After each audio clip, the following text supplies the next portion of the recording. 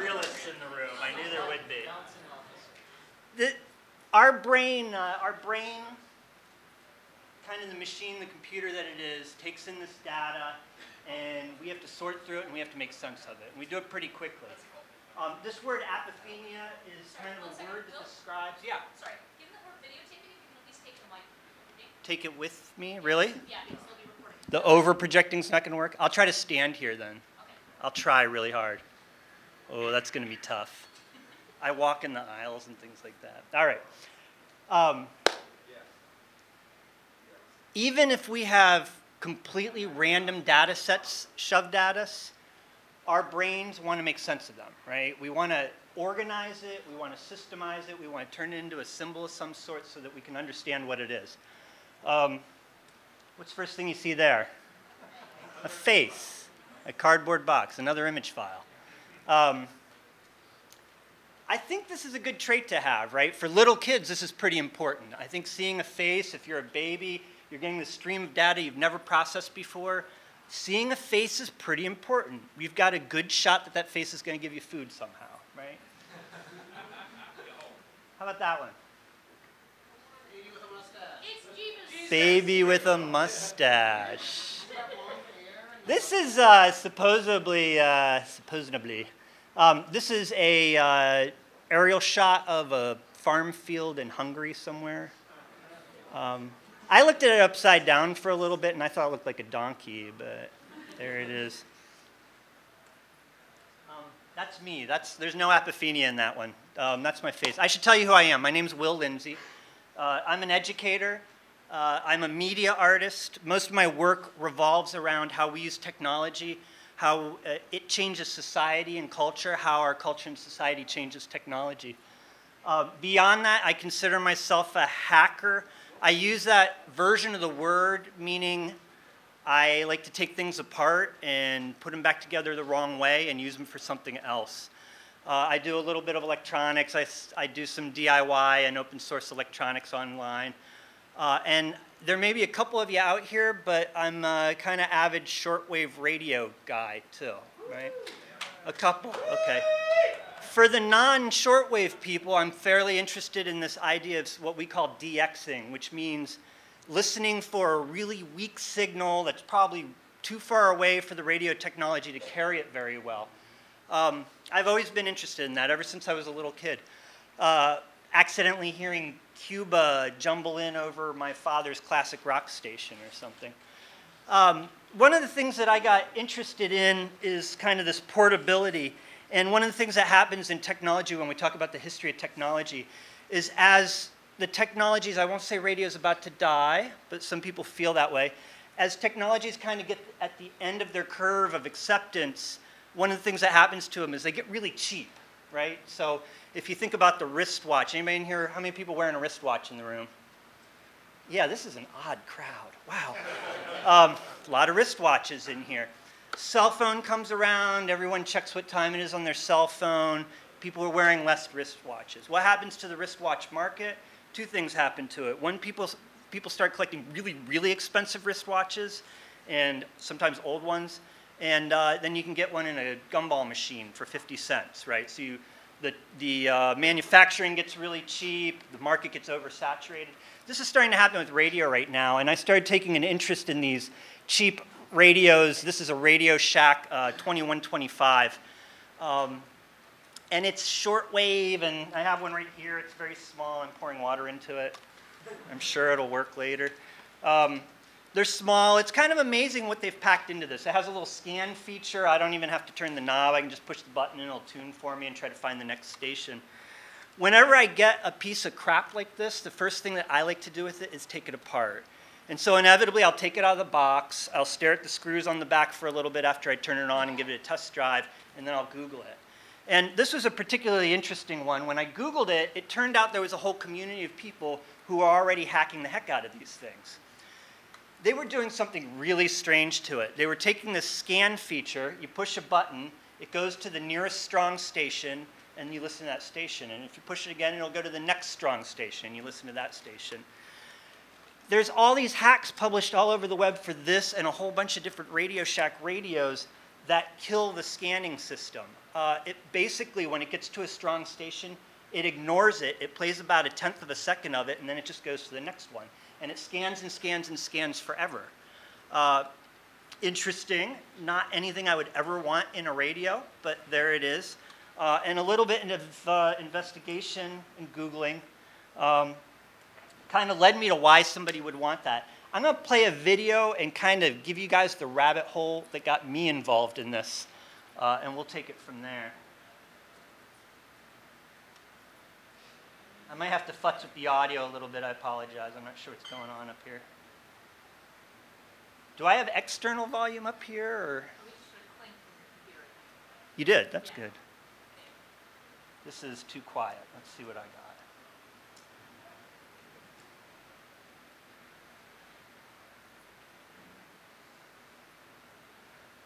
You're not getting any audio. That's no fun.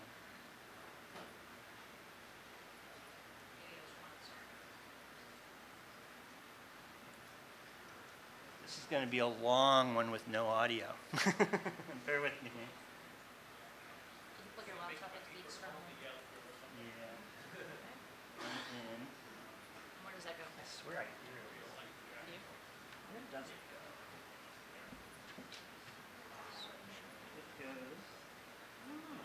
It goes in to huge pile of cables.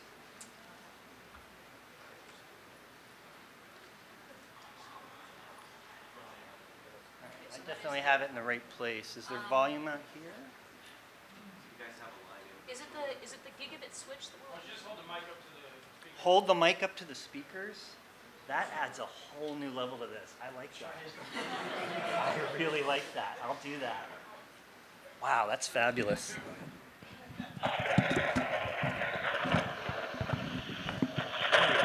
Can you guys hear that? That's awesome.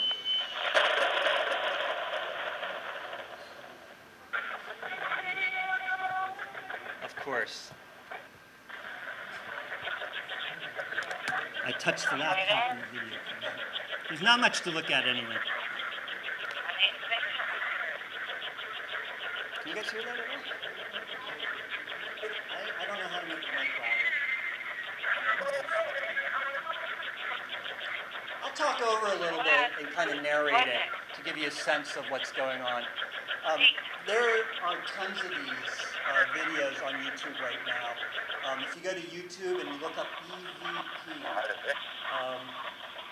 and EVP stands for electronic voice phenomena, and the idea is if our spirit or personality, or however you want to play this out, goes beyond, you die, that potentially there may be some kind of spirit left that gives you the power to manipulate electromagnetic waves, right? That's the gist of it.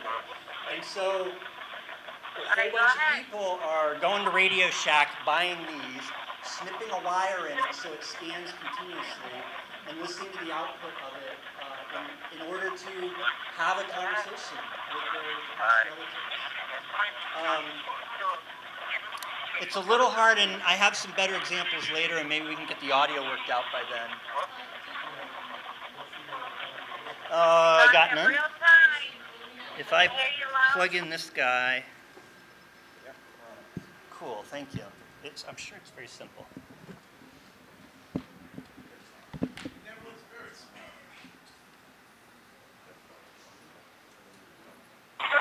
This is the only way you can talk in real time.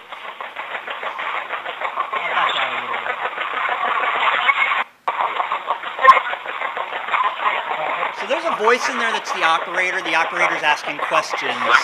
And then the radio is scanning through hundreds of, theoretically hundreds of channels. And little fragments of words are coming out. And the idea is that maybe there's some kind of intelligent power that can grab what they hear and put it in order. We can hear you loud and clear if you talk. That's it. I'm very interested in the style of it. There's something that's happening here with the culture of YouTube and Windows Movie Maker. This is the only way you can talk in people real being a time. little afraid to make fun of ghost radios. So they take themselves seriously sometimes. I'll talk a little more about that later, too. That image is another model of Radio Shack Radio, another cheap one that they've done this too.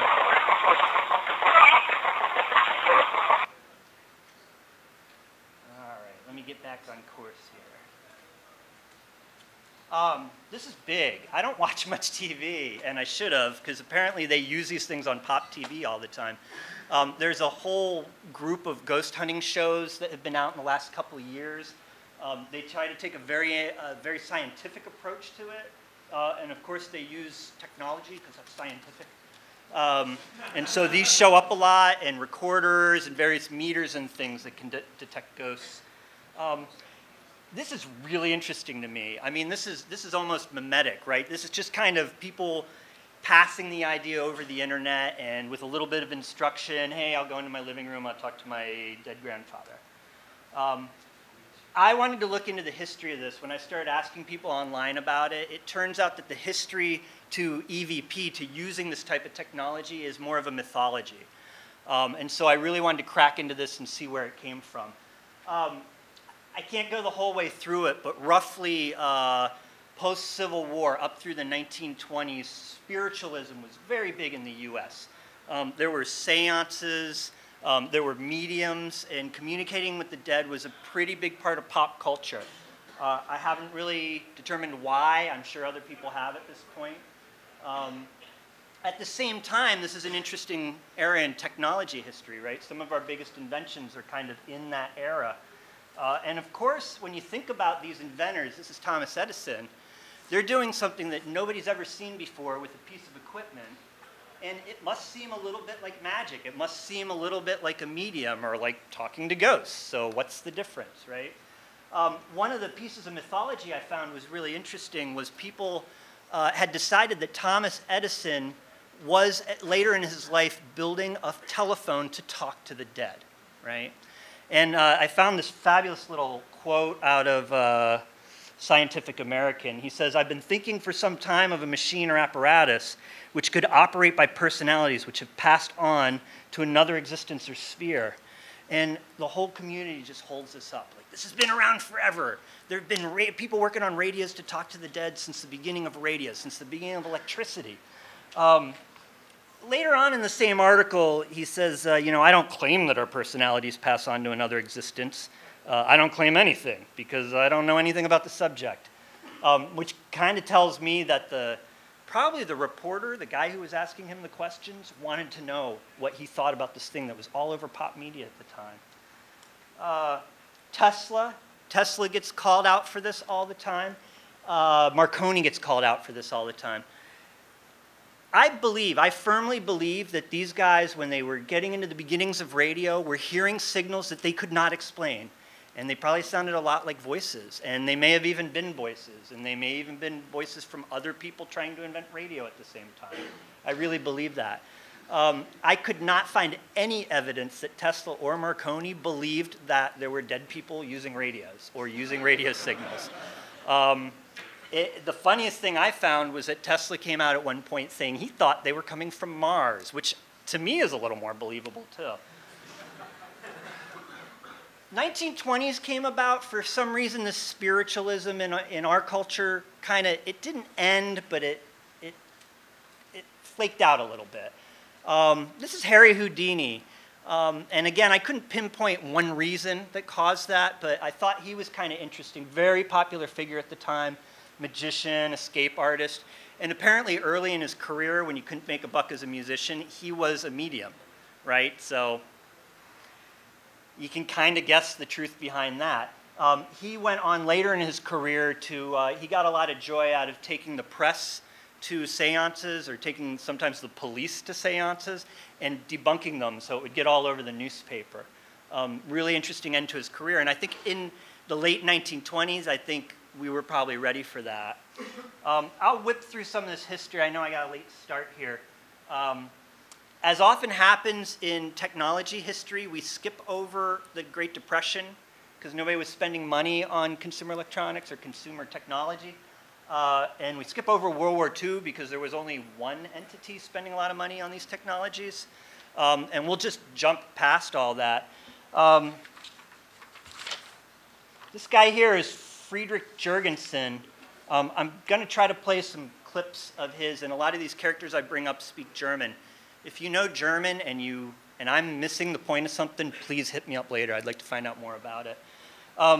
Jurgensen was a Swedish filmmaker. They consider him the father of EVP, the first person to really stumble into this. Apparently, so his story goes, or so the way he tells the story, is he was making a film and he wanted to record birds chirping for the soundtrack in the film. So he goes off to his summer home or wherever and off into the fields and takes a tape recorder, an analog tape recorder, and starts recording birds. And when he plays them back, he thinks he hears his name. When I talked about apophenia in the beginning, I talked about the clouds, and I think we all do that. We all can kind of see images where images don't happen. There's an audio version of apophenia, and I think probably everybody's experienced it. You're pounding away at an important email, you're typing something, and you hear your phone ring. And you check your phone, and it didn't ring. Anybody experienced that before? Or somebody in the other room called your name, and then you finish what you're doing, and you say, what? And you're like, what? I didn't call you, right? I was camping many years ago down in Georgia, and there was this little bird that I swear was going, cheeseburger, cheeseburger, right? And anybody who lives south of the Mason-Dixon knows this bird. It's like Carolina wren, the cheeseburger bird, right? So we have this audio version of this. So I firmly believe he heard his name on these tapes, right? He got a little obsessed with it, and he taped and taped and taped and taped. And he started listening not to what he was taping, but what was in between what he was taping. And he'd take the bits of silence that was in between sounds, audio sounds, and he'd re-record them to another tape player so he could amplify them. And then he'd take that one and amplify it again and so forth. And now he's listening to little pieces of static that sounded an awful lot like people talking, right? So much so he wrote a book about it, right? This one's Voice Transmissions with the Deceased. The English version, I think, was published in '81. There might have been an earlier version of that. This is a pretty big deal. I want to play a little piece of this so you can get a sense of what these voices sound like, so you can hear, you know, maybe what you heard. I'm going to miss the date of this one. You can hit me up later for it. There was a German documentary called Last Gate to Eternity that was about him as the father of EVP. I have no idea what he's saying, but I can guesstimate from hearing other tapes like this in English. And it gives you a sense of what he heard and what he got so excited about. Ich mache es nochmal. Das ist Deutsch. Hucksterism.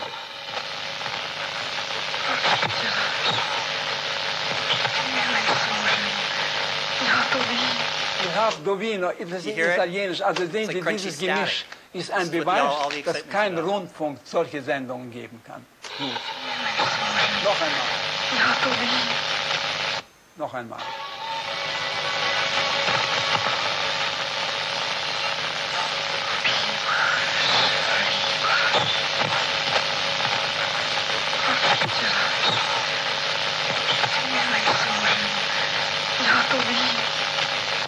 Gut?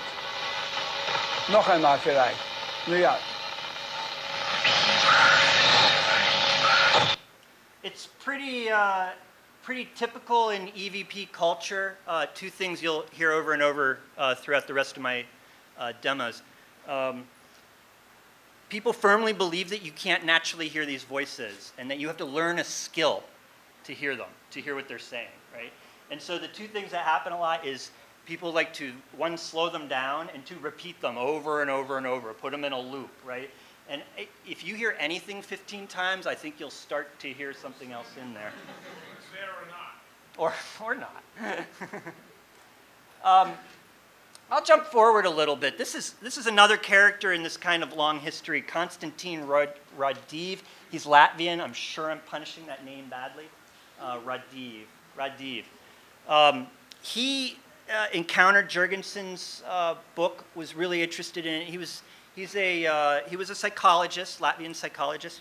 I think what he was most interested in was how serious the guy was about it, right? He firmly believed that underneath it, the guy might be a skeptic and that he really believed he experienced this. So he went to meet him and have an EVP session with them, and they did a session, and he couldn't hear anything. He could not hear these voices, right? And they talked and talked and talked, and he still really believed in this, or believed that Jurgensen believed in it. And so he started thinking about ways to extract the audio out of the signal so that you're only left with that other noise that we're trying to get to, right?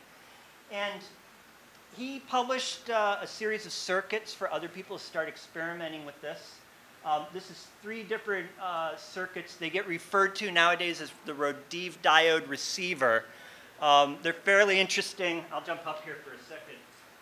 The gist of it is there is an antenna that receives this electromagnetic energy that spirits are controlling.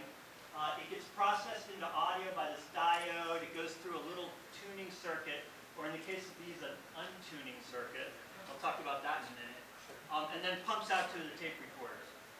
Now, one of the things I thought that was interesting about Jurgensen that Rodive didn't pick up on is he thought it was possible that the tape recorder itself might be acting as a radio receiver, right? You get some kind of harmonics in there, and you get a signal, like you hear the stories about radio and you're filling, that kind of idea. So this may be the receiver, or they may have been using really good or bad tape recorders to do this.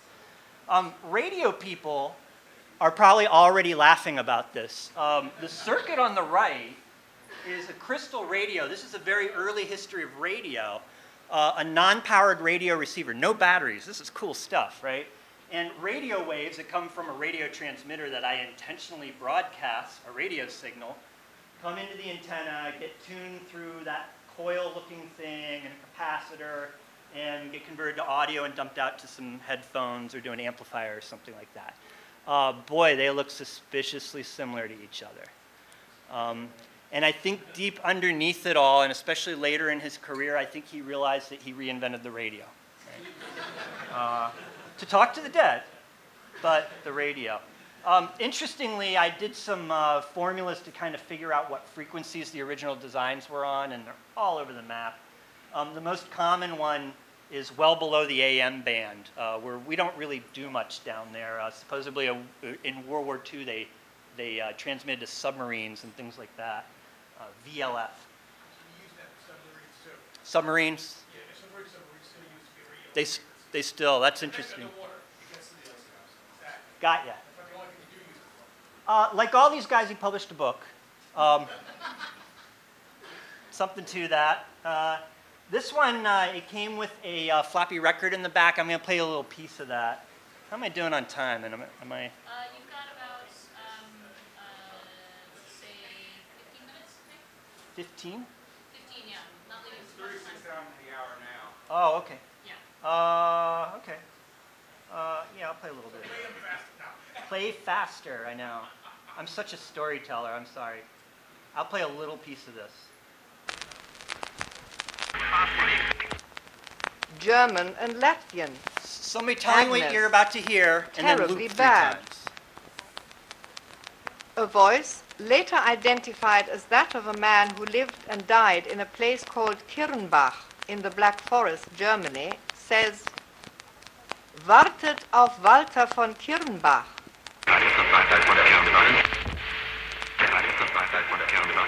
Starting to really sound like voice. And they might have been.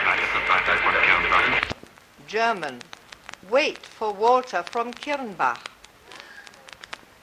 A voice called Later on James in this disc, Joyce. Winston Churchill makes an appearance. Not that he would be on the radio. He's on the radio. Just the same signal. One of the things that happened around this time that I find pretty interesting is people started to get criticism about the radio connection. And what I've read over and over is that people believe that that was actually a good thing, right? And that this extra noise helps us define missing parts and information that we can't quite hear. This is referred to in other sciences as stochastic resonance, where you add noise into a data set to be able to get the data to be more apparent, right? That book came out in 1971, or it went to English in 1971, and not coincidentally, this gentleman, William O'Neill, he was a radio amateur, he was an electronics repairman, he did radio in the Navy before that. He started using a shortwave single sideband receiver, a special shortwave receiver that he could communicate with the dead. Now, he would talk out loud, and then the dead would radio to him, right? He had a little help designing the system that he's using. This is a picture of one of the iterations of it right here. And he was helped by this man. This is George Mueller. George Mueller worked for NASA, right? So this must have been pretty important stuff. The only real catch being George Mueller died 4 years earlier. And apparently O'Neill could already talk to the dead before the radio business came about. They were just telling him how to make it so other people could hear them, right? This makes sense. There's this guy who kind of helped him out with it. He discovered him. This gentleman is George Meek. George Meek was the president of something called Metascience Foundation. And he went and he did research and experiments with O'Neill for many years. In 1978, he published a manual so other people could start doing it. This has diagrams. This tells you what radios to use. It gives a lot of explanation of maybe the spiritual side of it. It gives a lot of just documentation of interviews they had with dead people. I think my favorite, I'm sorry, this is one of the receivers they use. This is the last one called the Mark IV. And probably the most well-known one out of the batch, and probably looks familiar to the radio people again. One of the things I found most interesting about this was the copyright notice. The copyright notice said there's no copyright. What it said is, Meek says, I believe there are these layers to the astral plane that you go to when you die. And if you're the type of person who's going to rip off the technology and not give credit, you're going to get stuck in the red one. This is one of the best copyright pages I've ever seen. The Spiritcom manual's online. I think I might start using it for my work. This is a diagram of how the Mark IV works. This is pretty interesting. It starts with the tone generator, makes a sine wave, like a carrier wave. They then broadcast it into the room through a transmitter, 1 foot. And then they receive it 1 foot later through a radio receiver. And then they broadcast it out to a speaker. Very possibly the spirits could modulate the radio waves, or they could modulate the sound in the room. So it went into the room where the operator, O'Neill, could hear it, and then it gets picked up by a mic, put on a tape recorder, and given to the world as evidence. Right? Okay. I'm going to play a piece of this real quick. I'm going to play a couple short clips back to back so you can hear what this one sounded like. This was released with the Spiritcom book at a press conference. You sound more like a robot. It's a ghost on the carrier. I'm trying to tune it in. I doubt that very much. I'm going to change it back again. Now give me a count of 5.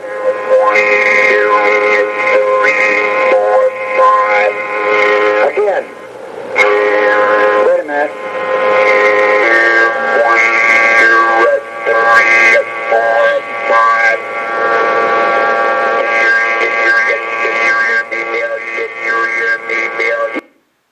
There's another guy in this story, of course. Oh yeah, and they made a book out of it, right? There's another guy, I can pull this up real quick, Stephen Rourke. Art Bell fans may recognize that name. He's one of the people who collected evidence. I think he just collected evidence. I don't think he had an opinion on how the U.S. hoaxed the moon landing. He didn't really believe in the Spiritcom, and he did a lot of research on the Spiritcom to figure out, what was really going on here. He found out a couple things. There were document videotapes of O'Neill. This was at the end of one of the tapes. It turns out O'Neill was a practiced ventriloquist and was really good at having conversations with himself. There was some other evidence to that. He also noticed that O'Neill never faced the camera. He always had his back to the camera. Yes, I'm talking to the dead over here. Never mind me. Right? He also thought that O'Neill might have owned this thing called an electrolarynx. And some of you may have recognized the sound already, right? So if you have damage to your vocal cords, you can hold this up and it will vibrate for you. And let me pull up a couple more audio pieces. This is kind of interesting. Rourke found better quality tapes in the archive. If you'll excuse me, sir, believe me, I wish I could stay here all night and all day, every day, but I do have to get some rest, sir, and I'm very tired. And if you have no objection, sir, I'd like to go to bed and get some rest. Very well, William. Why don't you do that? Go to bed and get your rest. Okay, doctor. Well, I'll go ahead and shut. Yeah. Later on, Fate magazine, kind of ghost spooky magazine, hired a guy to see if he could make the same sounds using I'm going electrolyrics. to read a brief passage for you with the electrolarynx held in front of my lip.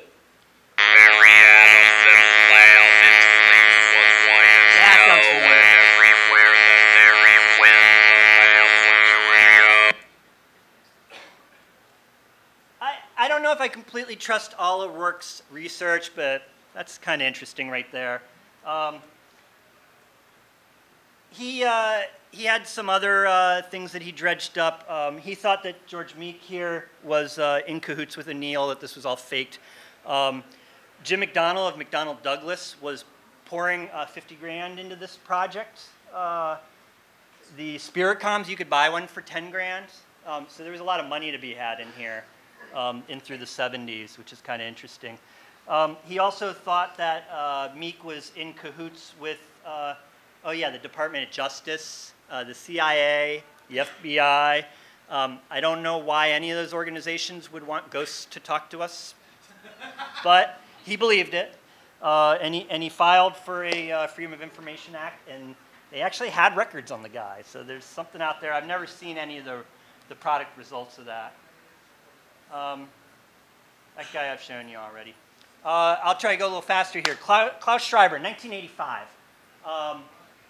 Retired guy, last 4 years of his life, he discovered that he could bend spoons. He got into Jurgensen recording a little bit. He heard voices. One of the voices he heard said, Klaus, we're working on television. So he decided he better get a TV camera and start figuring out how to receive. A lot of these folks believe that spirits on the other side were scientists and were building gizmos to talk to us. They really believed it, and he a couple times mentions things like a TV station on the other side, right? This is a great system he worked out here. This is from his notes, a camera pointing at a TV.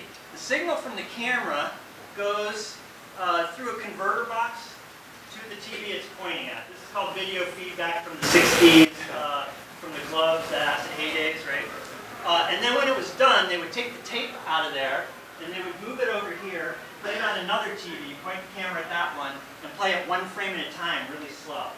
TV is normally 30 frames per second. This is 1 frame per second. So you can see what's going on in slow motion. Pretty cool. This diagram also has an ultraviolet light and a roll of tin foil, which he chose to mark on. I don't know why. I don't know what it's used for. I'm still kind of researching that one. What's that? Hats? Hats! I hadn't thought of that. And it worked. He got an image of his daughter, his deceased daughter, who theoretically this thing didn't receive TV signals. This is kind of the same way I feel about the radio, but I'll just say that because that's what he says. This is a movie star, Austrian actress Romy Schneider. There'd never be a movie star on TV, but anybody recognize him? No, but I was looking at the countess on TV image. Yeah. Oh yeah, I know. Yeah, the Nipkow disc. It did. It does. You're right. Albert Einstein, theoretically. This is the King Ludwig II of Bavaria. I don't know why he'd be on TV. I'm going to bypass these. I think those images are pretty strong. There are some samples you can find on the internet of these coming into actualization. I'll move forward to about 1995, 2000. This is a guy named Frank Sumption. I might be pronouncing that wrong. Frank, are you in the room? Still alive, I got to ask. He's a radio amateur. He got interested in this pop electronics article from 1995 where you could build your own ghost receiver. And tomorrow afternoon at 4 o'clock, I'm giving a workshop to do that. I've modified it so you can attach it to your iPhone or Android phone and see if the Hotel Pennsylvania is haunted. Anytime 4 to 7, I'll be down there doing that. It's based off of this circuit. He built one of these and it didn't work. And he threw it on a shelf and that was the end of that. 5 years later, he started thinking about it again. He hopped around the internet. He found some software called EVP Maker. It's free, you can download it. What it does is it records audio coming in, it slices it into 1,000,000 pieces, and then the ghosts, the spirits, can reorder them to say things. Right? So it's this idea of pulling random bits, coming back again, and reordering them intelligently. And he went about building a radio.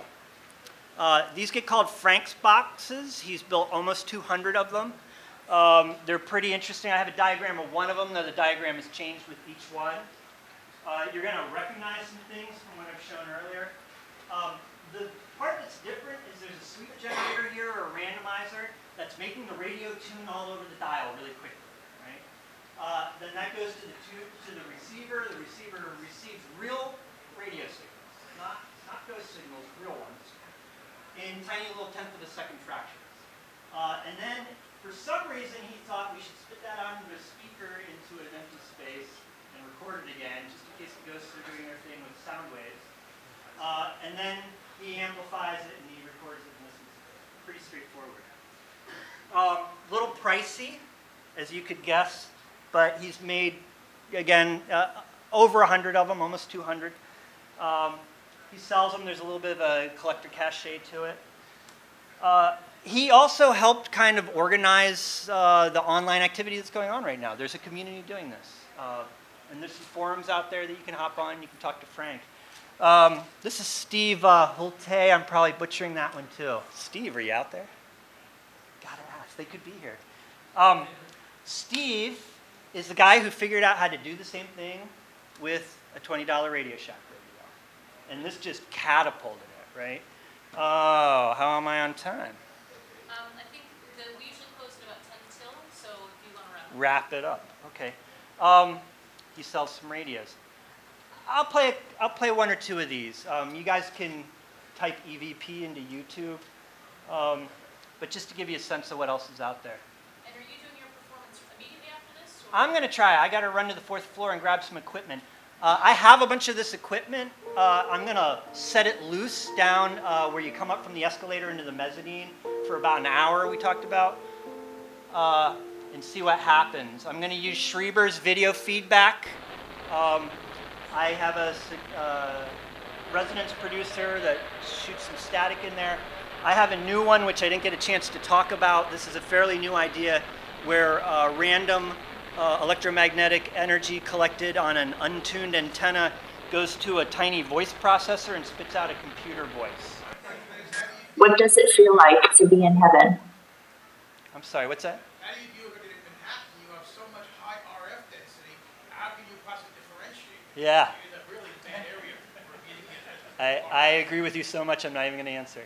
Yeah, you are absolutely right. Yeah, you're absolutely right. I could say that about Ohio, too. I mean, there's a lot going on out there. Is it beautiful? They're so serious.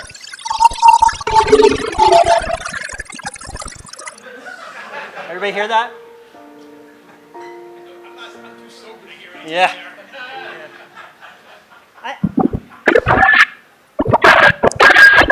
The recorder's name is Raven. Everybody hears their name the first time. I've noticed this in all these videos. Everybody hears their name. Hello. The new thing and what you're witnessing here is they're adding technology on top of it. I can't quite hear the voice from the spirits, so I'm going to run it into an audio editor and clean it up until it sounds like the voice I heard. That's the new thing that's going on. And so you'll see a lot of these, when you do this on YouTube, you'll see a lot of these spectrograms, these audio signals up here. I ran myself out. Sample audio from these machines for the next hour down in the mezzanine. Workshop from 4 to 7, you can build your own. I have about 30 kits, iPhone, Android tested on. I have a laptop version if you want to do that instead. About 12 bucks for these little kits. Take maybe 20 minutes to make. And I'm just going to let people play with them for a few hours and hang out. Tonight? That's tomorrow from 4 to 7, after the keynote and all that. Questions? I may not have any answers. I'm still learning. Yeah? Have the spirits ever spoken to you? Oh, I was afraid you were going to ask that. All right. Honestly, I did more LSD than Timothy Leary when I was young. So I don't think I can give you an honest answer. I don't believe that. But I sometimes hear stuff. Yeah. But I don't believe they're talking to me. Was that the other question? Yeah. Actually, I just think it's more kind of like a warning as to what happens when you start trying to find stuff instead. Personally, I work in a research lab, and I look at images all day of water flows and all that stuff, looking for patterns. And a lot of times I find myself wondering if what I'm looking at is something I'm just imagining, and a lot of times I find out I'm correct, which is why I've actually taken the task of automate everything because I can't trust myself. That's a very good point. So, do you know of any good ways of doing a reality check? Put it on YouTube. This community uses each other as the reality check. I don't know if I trust that one either, but unfortunately it's all empirical, and that's, what you see is what you get. So all you can do is really have somebody else look at it. The science is a little loose. I should mention that though. That was interesting. Visualization of waterfalls. If you guys want to Google something called ITC Bridge, there's a thing that's been out there since 2008 called the Stream. Somebody has detuned a radio between stations, put it in a shed in their backyard, put a microphone in the shed, ran a wire to their house, ran it through a spectrograph visualizer, and threw it up on Ustream, and it's been around the clock. And he says he doesn't want people to listen for voices in there, and man, it sounds like voices. He wants you to look at the spectrogram because he thinks that the spirits are learning to photograph themselves. And so you're supposed to look for their faces in it. Another interesting use of this. So that should probably be. That's it. We're done. Thanks, guys. If you have more questions, I'll be downstairs.